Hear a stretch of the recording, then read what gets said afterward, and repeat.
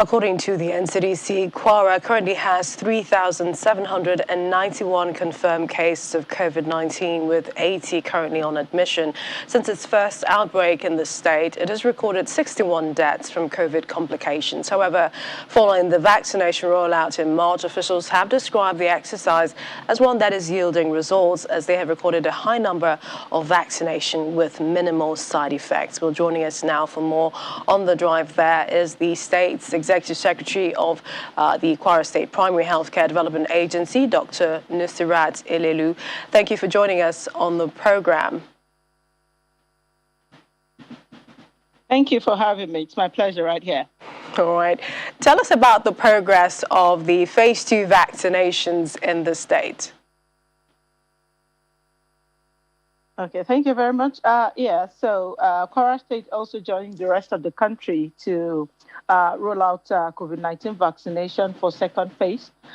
We have currently 2 types of vaccines, the AstraZeneca and the Moderna vaccine. For the Moderna vaccine, we receive about 102,000 doses, and so far we have vaccinated over 50,000, which is 50% of our vaccines, and we have currently running for the second dose of the second phase.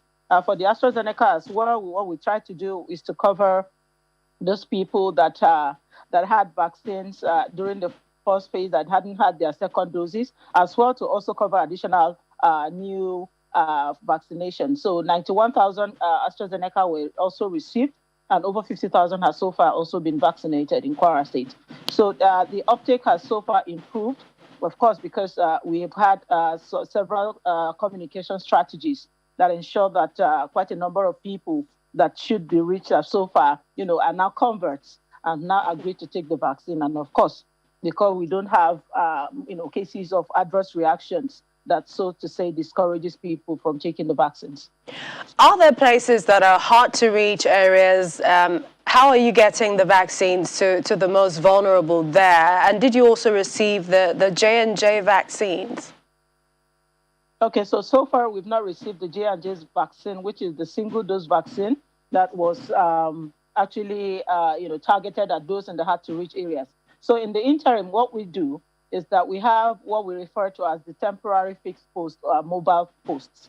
So these temporary fixed posts, usually we have a daily implementation plan that will enlist the communities that are going to be vaccinated at every point in time. And so we have those posts that visit those hard-to-reach areas based on what is on their plan for that day. So we have them in clusters of vaccination. So that's what we are doing so far to ensure that people in the hard-to-reach areas, are covered. Now, published research data in low and middle-income countries show that vaccine acceptance is explained mainly interest in personal protection against the virus, also concerns about side effects, essentially the common reasons for hesitancy. But it also showed that health workers are the most trusted sources of guidance about vaccines against COVID-19. In your estimation, your health workers in Kwara State, are they up to the task? And perhaps another question is, have they all been vaccinated? Okay, thank you very much. Of course, COVID vaccination, just like we have with every other vaccination drive, including childhood vaccination exercises, we always have people that, have had some reservation in taking the vaccine, and it is not unexpected. So what we try to do is to continue to engage to ensure that those people, get convinced to have the vaccine, especially now in Edo State, we are having cases of people that have died from the virus, mainly those that have neither been vaccinated or have been partially vaccinated. So that is some evidences to show that vaccination is one of the most efficient and, safe method against the COVID-19.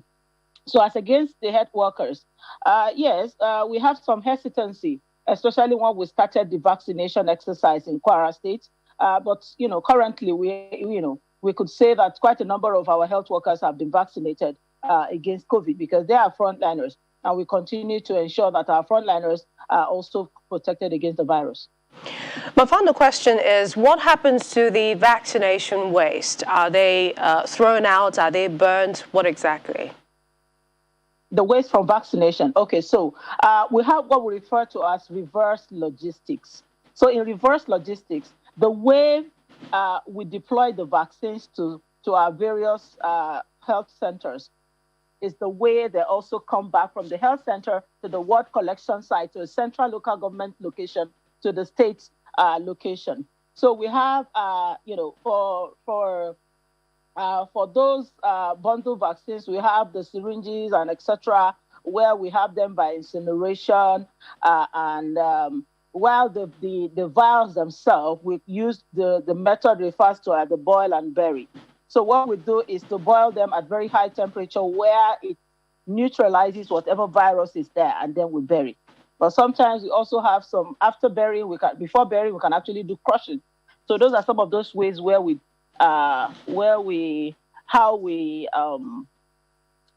dispose of waste from vaccines.